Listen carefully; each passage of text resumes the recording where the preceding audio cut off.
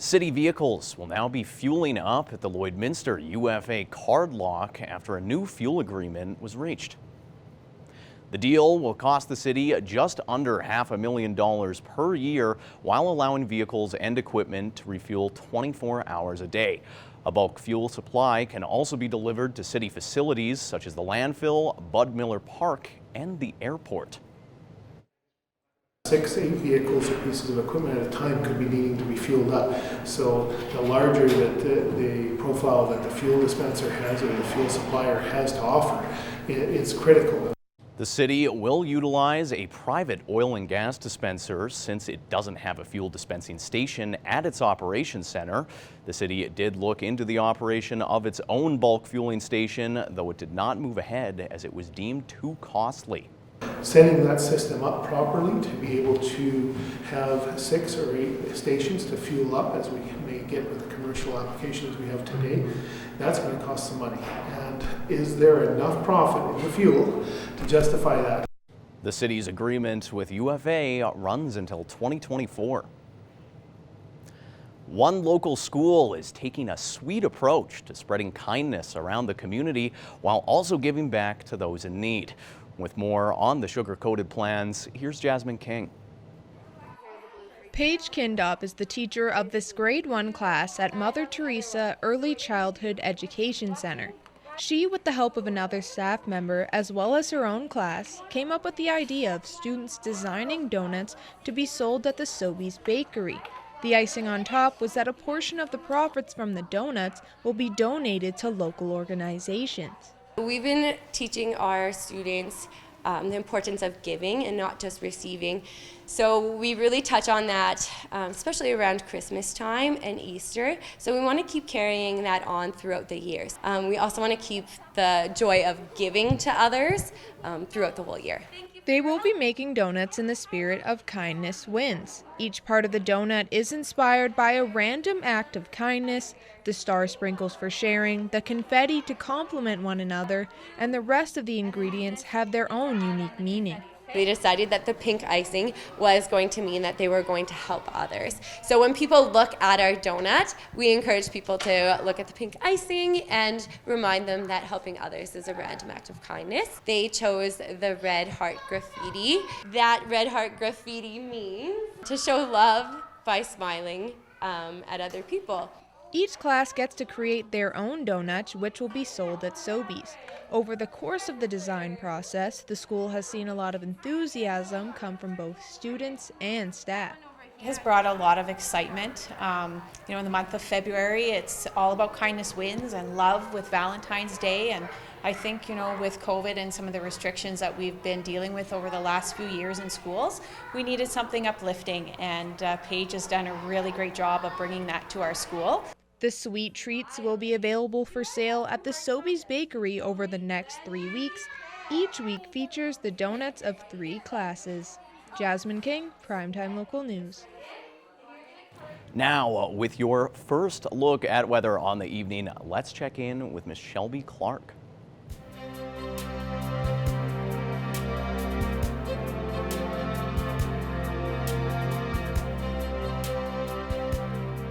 Thanks so much, Tate. TGIF, am I right?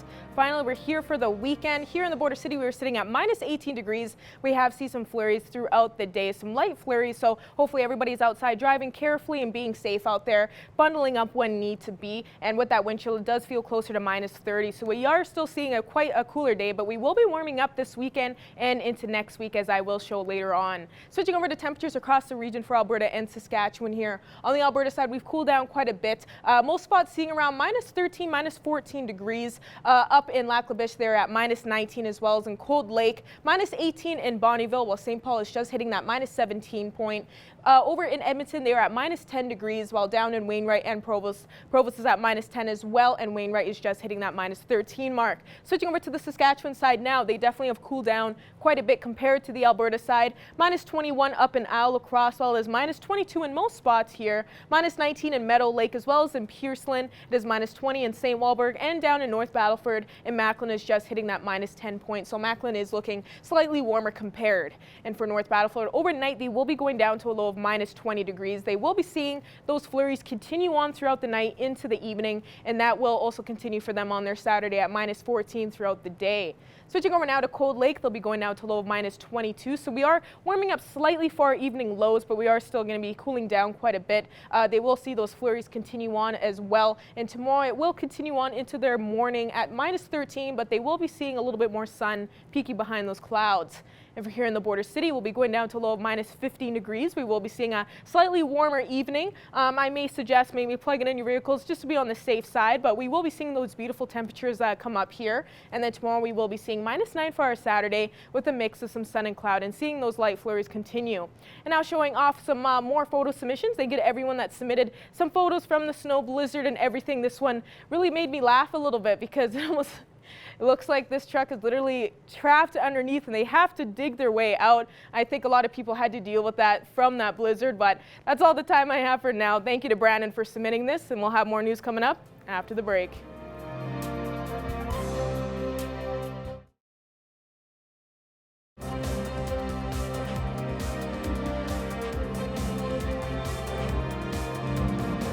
Welcome back, as we'll now explore another opportunity for locals to get involved with Co-op's Kindness Wins fundraiser. This one comes via the help of a local restaurant. Spiro's is partnering with the Lloydminster and District Co-op this month with the goal of raising money for Beyond Borders Circle of Change. So, joining me right now to talk about the Greek restaurant's corresponding efforts is Eleni Young. Welcome to the show, Eleni. Hey, thanks for having me. Just off the bat then, what can you tell our viewers about this partnership, how it came to be, as well as how it's going to work? So we have been big supporters of Kindness Wins throughout the years, and it really stems from, the fact that we've all in some regard experienced either bullying on the side of being bullied, or maybe sometimes on the side of being the bully or the bystander. And so obviously creating sort of an anti-bullying campaign within our family is very important. I have young children, so making sure that they're always showing kindness, and then they're, inclusive and just overall really jolly kids to be around. That's always very important to us here at Spiro's. So when Christine at the Co-op asked us if we wanted to be involved in this year's Kindness Wins campaign, it was a resounding and very enthusiastic yes. We were so excited. Within the meeting, I hadn't talked to the family about what we were going to do in terms of our contribution to the fundraiser. But I threw out the idea of possibly some heart-shaped pizzas and possibly $5 from every pizza. I love that idea. I think it's easy for people to, make up the tally in their head. Sometimes businesses will say a percentage of our proceeds, or, and I don't necessarily think that that's always feasible for some people to grasp. And so to just say straight off the top, $5 from every heart-shaped pizza, I think that's just easy. And I think that'll make it a little bit more enticing for people to participate as well. And so I went back to the family, I gave them the idea, and they were all really happy with it. We figured that was the direction that we were going to go. So starting today until the end of the month, so February 28th, we are going to be selling 12-inch heart-shaped pizzas. And so how you do that is you order your own regular 12-inch pizza, like you probably have a favorite on the menu, just order it as usual, but ask your server if you can bump it up to a heart shape instead. And so what we're going to do at the end of the month is every heart-shaped pizza, we're going to tally it all up. We'll give a big fat check to Beyond Borders Circle of Change, and hopefully that will bring a trauma and crisis counseling session, or what do they call it? A course for resilience and healing for our hopefully a hopeful 100 residents in Lloydminster. And so those are available for takeout, dine in. We are going to be stocking our freezer within the next week. We're just waiting for the ones we have right now to sell, and then you'll be able to grab one of those right out of our freezer. You don't need to have to dine in to eat them. You don't need to even get out of your house. You can order delivery. And yeah, we're making it pretty easy for people to participate. Definitely a nice way to show some love with Valentine's Day right around the corner. But changing gears a little bit, talking about the future for Spiros, does the restaurant have any other plans on the horizon?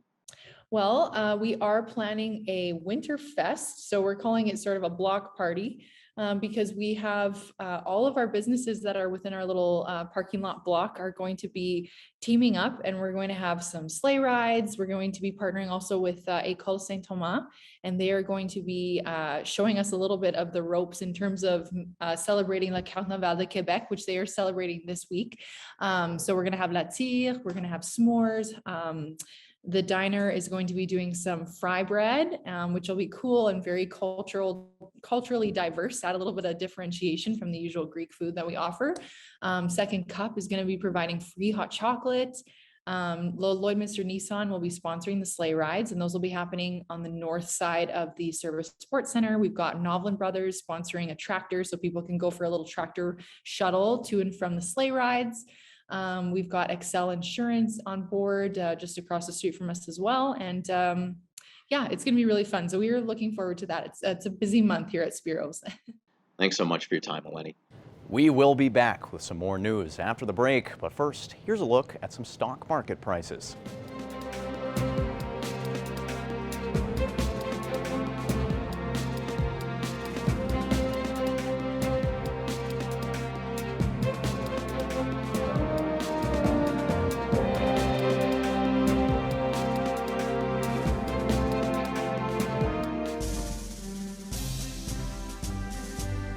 Today's oil prices are brought to you by First General Services.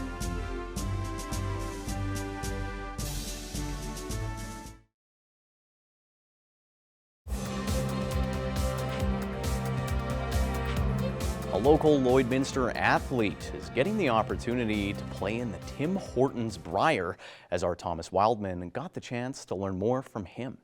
Today we have a very special guest, Evan Lodish, who is the lead on Team Yukon in the upcoming Tim Hortons Brier, is joining us today for an interview. And so thank you so much for being with us today, Evan.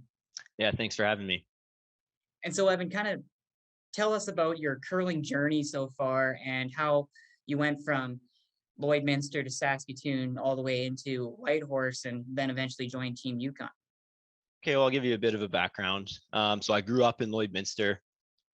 Started curling in grade 6 or 7 out of the Lloydminster Curling Club there. Curled all the way up to high school. At that point, I moved to Saskatoon for post-secondary school, and I've been in Saskatoon ever since for the last 10 years. However, recently a job opportunity came up to move to the Yukon.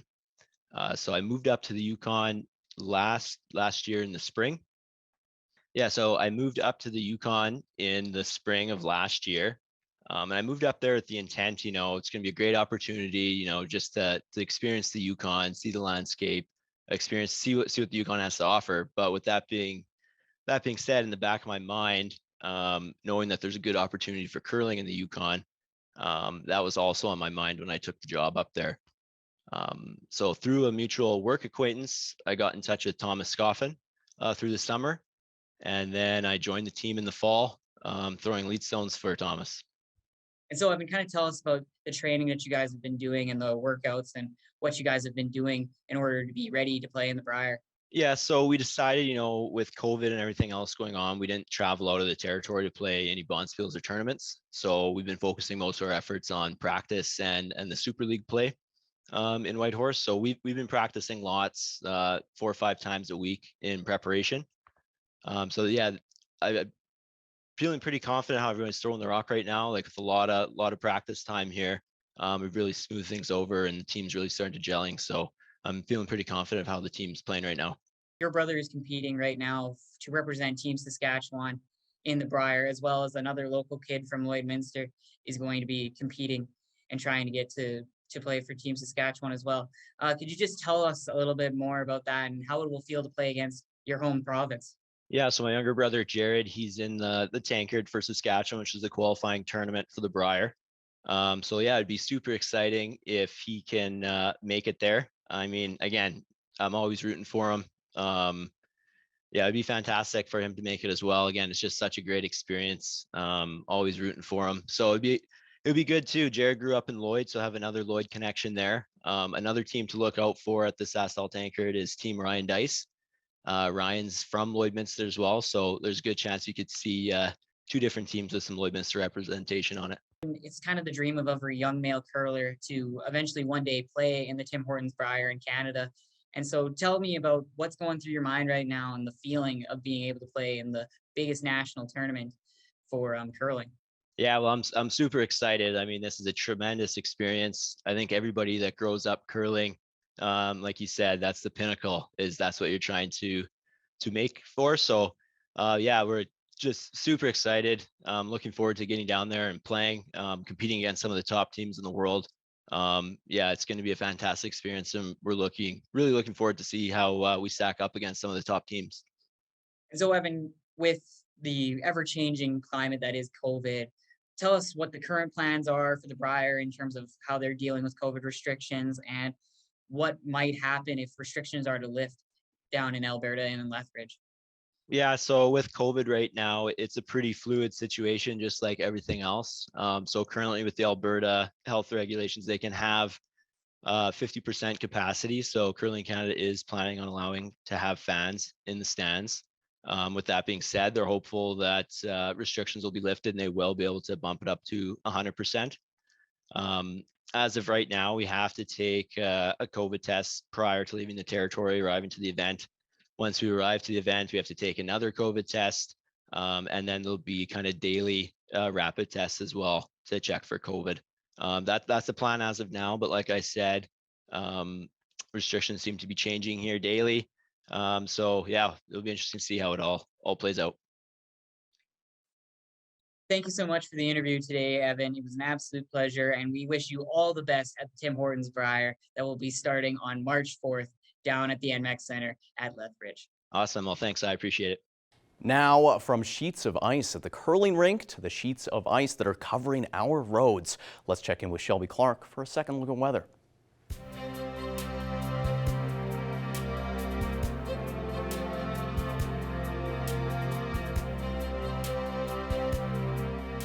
Thanks so much, Tate. Now taking another look at your weather forecast, we'll be starting with the central region of Alberta and Saskatchewan here. On the Alberta side, we definitely have warmed up quite a bit compared to what we've been seeing throughout the week, seeing some single-digit points even on the map, which is great to see. I'm sure we're all excited for those single-digit temperatures right now. -7 in Red Deer, while Edson is at -6 degrees. -4 in Rocky Mountain House, while we cool down just a bit in other spots on the map here with -10 in Edmonton. -13 in Whitecourt and Athabasca is just hitting that -17 point. And over in Jasper, they definitely are the warmest, hitting that +3 range. Now, looking over on our Saskatchewan side here, they definitely have cooled down quite a bit compared to our Alberta side with the central region. -23 in Prince Albert and Melfort, -19 in Meadow Lake as well as in Cold Lake there, -20 in North Battleford and Saskatoon. So they definitely have cooled down just a bit on the Saskatchewan side. But as we go over to our northern region now, as you can see, they have cooled down quite a bit, almost reaching that -30 point. -27 in Wollaston Lake and Uranium City. Stony Rapids is just hitting -28 degrees, -25 in most spots on the map here, while La Loche and Buffalo Narrows are at -21. Switching over to this end here now, usually down in this area they see some warmer temperatures, and Grand Prairie is just hitting -13, -18, 17 in Slave Lake, High Level and Peace River, while Fort McMurray and Fort Chipewyan are slightly cooler at -20, -25 degrees. Going over to our southern region now of the provinces, they aren't struggling too much. So we can see they definitely have been seeing some warm temperatures throughout the day. So definitely a switch up from what they were seeing earlier on in the week. +5 in Lethbridge, while Medicine Hat is at 2. 7 in Calgary. So Calgary is definitely seeing the warmest over on this end. Banff is just hitting that 1 mark, while Coronation is slightly cooler at -12. Over on this end here now, they definitely are a little bit cooler compared to the Alberta side. -7 in Swift Current, while Kindersley is at -12. Moose Jaw is just hitting -14, while Regina and Estevan are both at -20 degrees, and Yorkton is the coolest at -24. But now as we go back across the region and temperatures overnight tonight, we will be seeing some better lows compared to what we've been seeing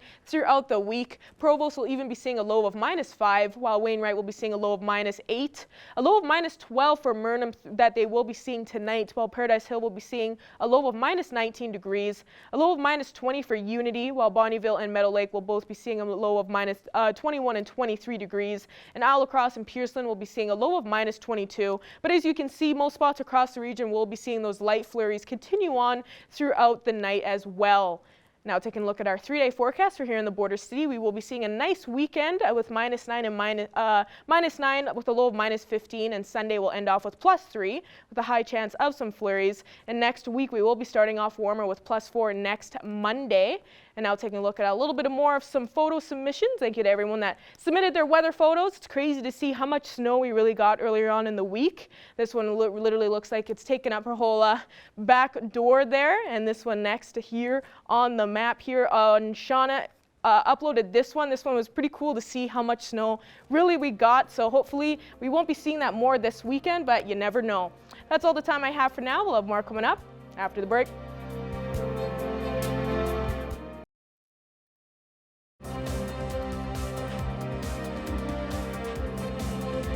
Joining us today on Primetime Local News all the way from sunny Las Vegas, Lawrence Gowan is here. Lawrence is on stage with Styx, or will be on stage with Styx, has done a couple of shows in Vegas. Lawrence, what's it been like to be back in front of a live studio, well, not studio audience, I guess, but a live crowd?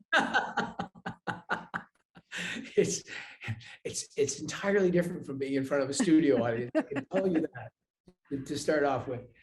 You know, any rock show is the greatest form of entertainment that I've ever encountered. You know, but there's something about when you've been deprived of it for over a year that there's a level of ecstasy that is just on people's faces, whether they've got their masks on or not. You can read it in their eyes that they're so exuberant and so happy to be back, you know, in a live situation, and that's how it is in the United States. And I understand perfectly, you know, how careful we've had to be in Canada, and how you know, it's tough it is on people. But I can guarantee you this: when you do get back to the shows, you're just going to appreciate them all the more.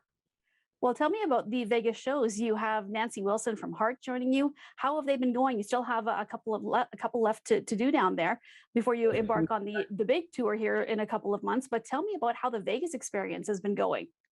So we've done 3 of the. It's a residency that we're doing here at the Venetian. So that's 5 shows, and we've done 3 of them so far, 2 to go. They're all sold out. The audiences have been spectacular, and I can tell you, you know, a Styx extravaganza is quite an experience for an audience to enjoy. But for us, having Nancy come on and, you know, playing Barracuda and Crazy on You, and you know, I said to her the other night, the great thing about having her in the in-ear monitors, you know, probably similar to what you have on TV, but her voice is like velvet in your. It's like having somebody massage your ears with velvet or something. It's just beautiful to listen to her. She does a lovely duet with Tommy Shaw on Crystal Ball, so I really enjoy that. And but I also just love playing, you know, These Dreams. There's great little keyboard bits to that, and singing along with her. Yeah, and the audiences are, as I said, they're over the top, joyfully drinking it all in. Well, and you're getting it. right, and you're getting ready. You have a few more dates to perform, and then the big tour starts in May. And I see you've called it Live and Unzoomed. I'm guessing Yes. that was intentional, get people away from their computers and get to see you. So, how many dates do you have planned, and where does the tour start?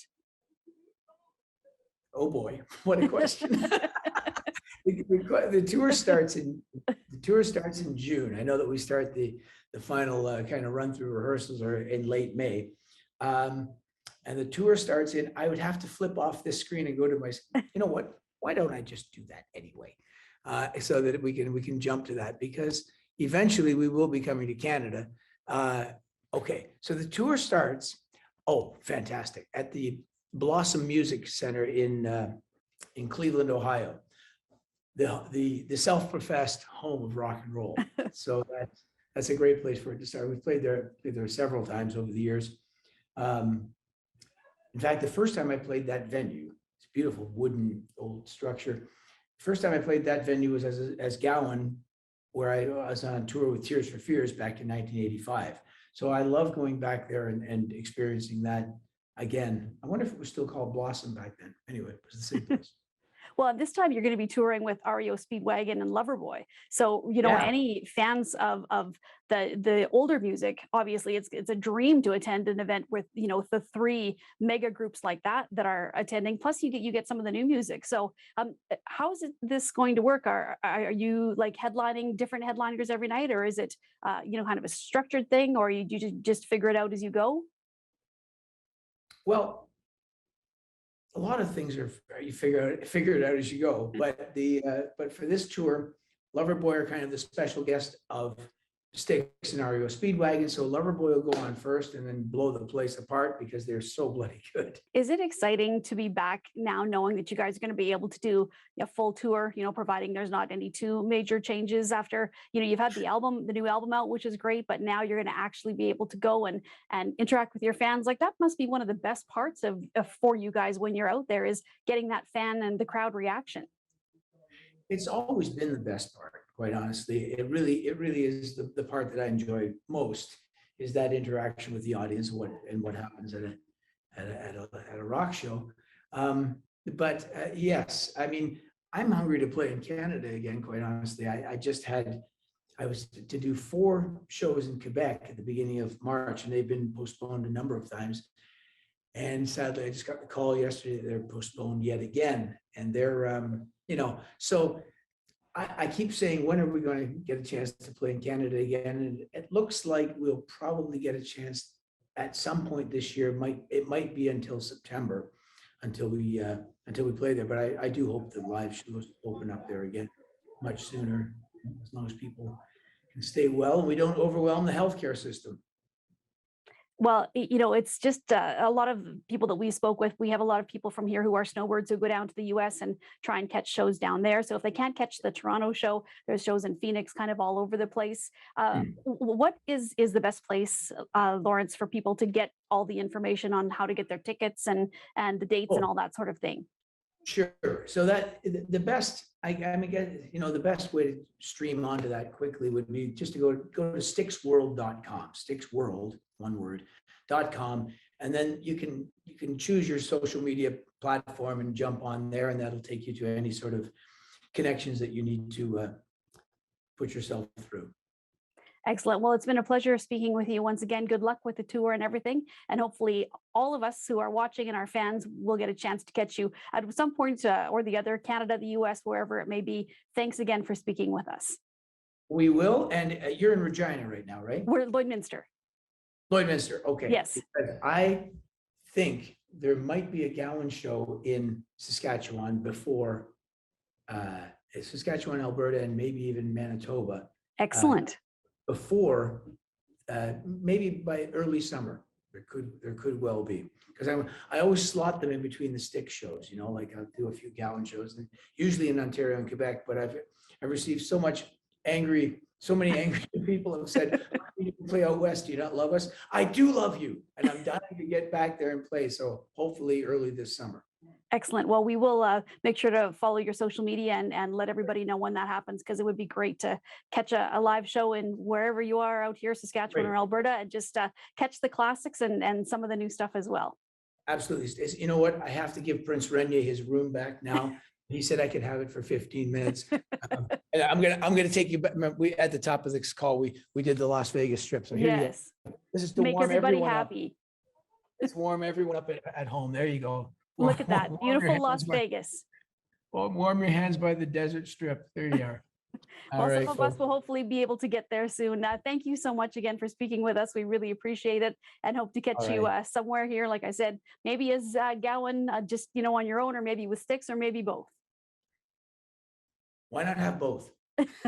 There you go. Thank you so much for speaking with us, Lawrence. Great to see you again.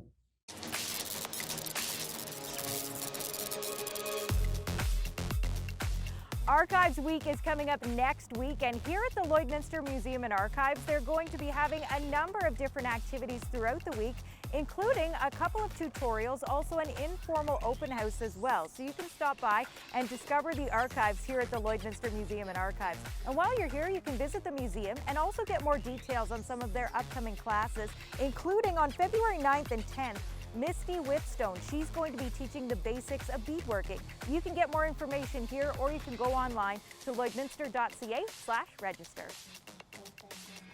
The Lloydminster Agricultural Exhibition Association, it's going to be a busy place next week as Agrivisions will be underway. And one of the main events is their Heart of the Farm banquet. And the guest speaker for that banquet this year is going to be Professor Timothy Caulfield. He is a gentleman who has written a number of books, a best-selling author. He's also the host and co-producer of an award-winning documentary as well. If you're interested in getting tickets or you want to find out more information about Agrivisions, you can always go to the LloydX website, lloydexh.com. And coming up tomorrow night is the annual Telemiracle Steak Night. Running alongside this is an online auction, so you can place your bid on a number of different items right now to support Telemiracle. You'll find more details on the Lloydminster Kinsman Club Facebook page. Also, make sure you check out that Facebook page tomorrow night so that you can watch the live stream, live music from Bud's Busted 9 Irons. Well, whatever you choose to do this weekend, we hope you stay safe and stay healthy.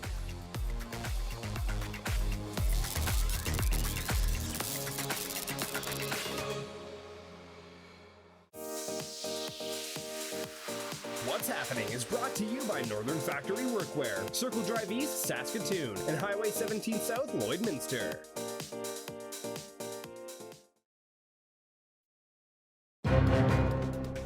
Furniture set and design supplied by Furniture Gallery and Furniture House, downtown Lloydminster. Joining us, as always, is the classic Abby St. John for this week's entertainment panel. Thank you so much for taking the time to speak with us. Of course, no worries.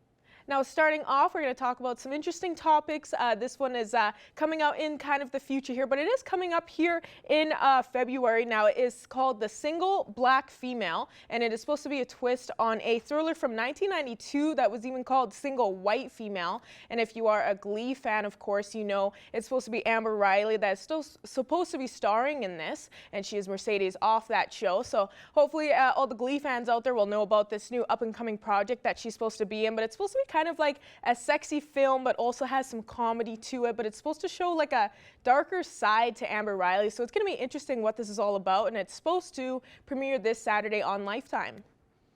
Yes, so it's more of like, as you said, more of that kind of thriller type of film. Now it also stars Raven Goodwin. If anyone has watched the Family Channel, Disney Channel, they'll know who she is from the show Good Luck Charlie. But she is playing Monica, and after she loses her father, she gets a job as an afternoon talk show host, and they hire her an assistant named Simone, played by Amber Riley, and she turns out to be a pretty deranged woman, and she wants to take over Monica's life. You know, they look similar, they have similar body shapes, so you know she could pass off as Monica.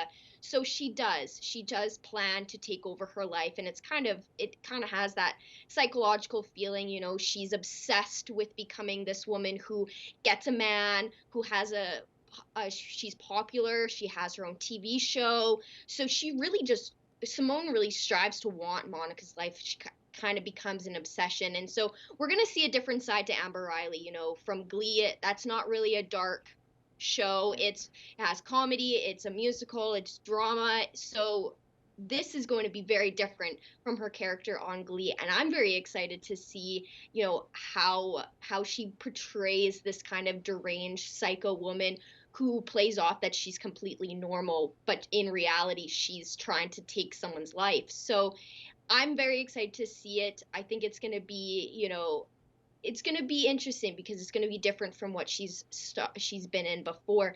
But it is definitely an interesting take on that kind of psychological obsession that people, you know, can have with people that they admire or they look up to.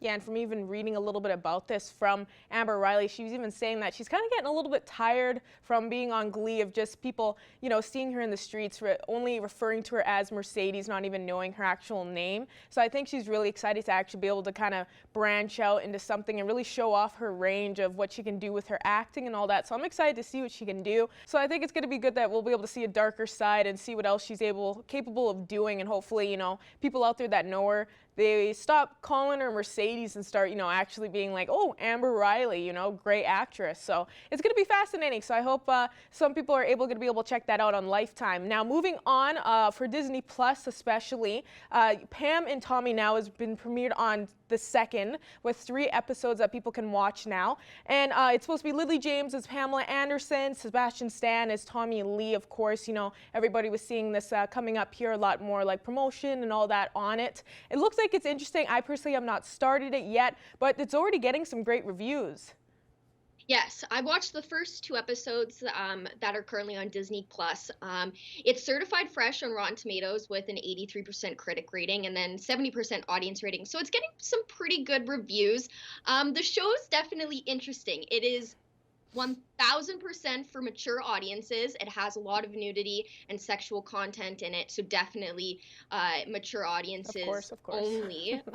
So it's a take on back when Pamela Anderson and Tommy Lee's sex tape was released or leaked to the public. It was sold as on VHS copies of it were sold, and it shows kind of how that affected their careers. And so the first episode, it shows kind of how the tape was stolen, why it was stolen, the events leading up to it stolen. The second episode, it goes through how Pam and Tommy met, how they, you know, partied for several days in Cancun and then got married over the course of 4 days. So, and it kind of shows their relationship and how it's very spontaneous, very fast-paced, you know. And then the third episode, I haven't watched it, but it does show more of Rand's past. He is who took the tape to begin with, played by Seth Rogen.